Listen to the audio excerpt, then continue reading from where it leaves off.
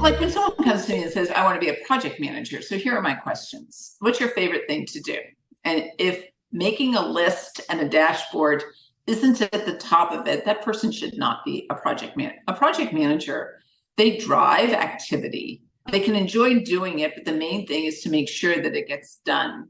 So the organization and the operational side of it is very important.